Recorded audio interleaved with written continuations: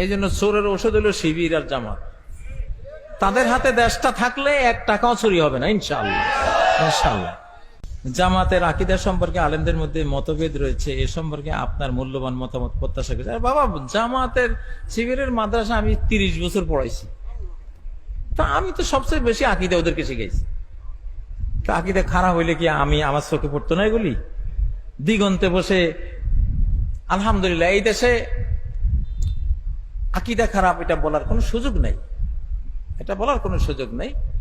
কিছু মাসলায় ওই যে একতলাপ একটু থাকেই, এটা আকীদের মাসলা না, এটা হলো সিয়াসিয়াত ইজতিহাদিয়াত। রাজনীতি হলো ইজতিহাদের বিষয়।